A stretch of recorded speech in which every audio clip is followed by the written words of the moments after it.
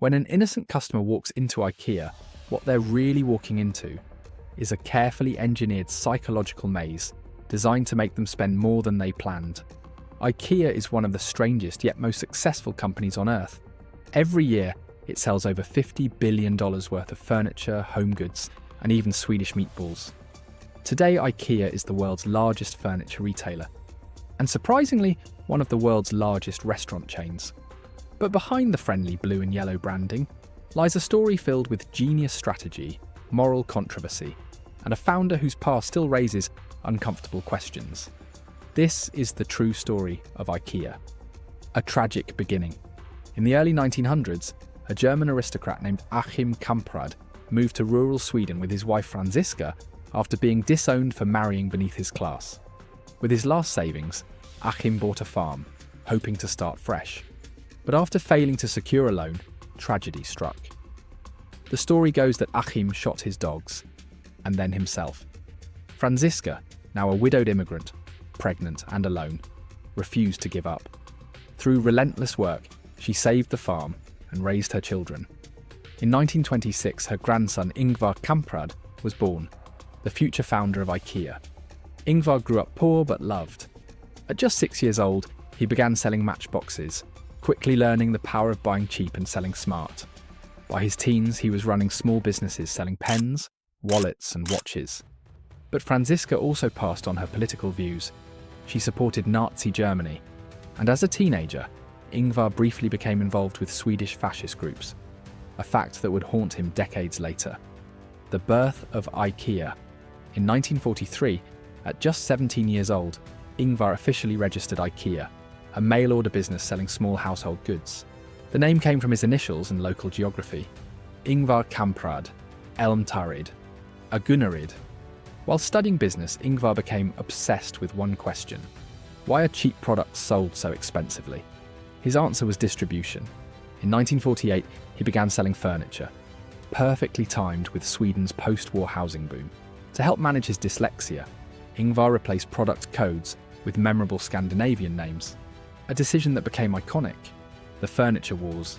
IKEA's low prices terrified competitors. Swedish furniture dealers attempted to ban IKEA from trade fairs, block suppliers, and cut it off entirely. Eventually, suppliers were threatened: sell to IKEA or lose the industry.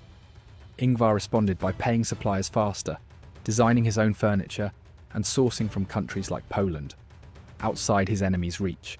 The boycott failed. IKEA survived and grew stronger. The flat pack revolution. The biggest breakthrough came by accident. Someone suggested removing table legs to fit furniture into cars. The result was flat pack furniture.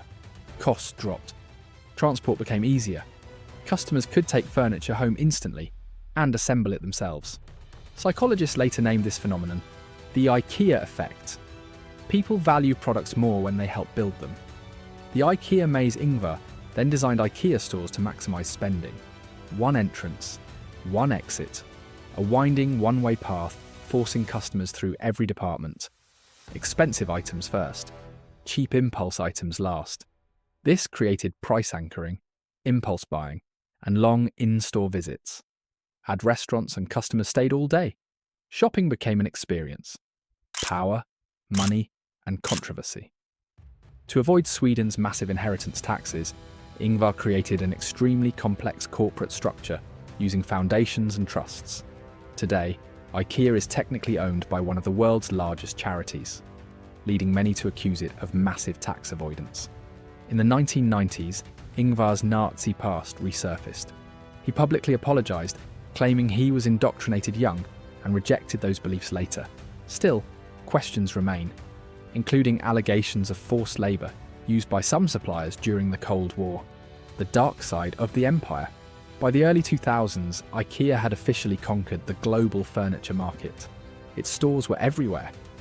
Its prices were unbeatable. And its brand was nearly untouchable. But behind the clean showrooms and smiling employees, cracks were starting to appear. As IKEA expanded aggressively across Eastern Europe and Asia, investigations revealed that some of its suppliers, particularly during the Cold War era, had used forced labour, including political prisoners in East Germany. While IKEA denied direct involvement, documents later suggested that company executives were aware of these practices and failed to intervene. The legacy. Despite everything, IKEA expanded worldwide. By 2008, it became the world's largest furniture retailer. Ingvar died in 2018 at 91, famously frugal, driving an old Volvo and flying economy. Today, IKEA has over 450 stores, countless innovations, and a legacy that blends brilliance with controversy. So the next time you enter IKEA, remember, you're not just shopping for furniture, you're stepping into one of the most carefully designed business machines in history.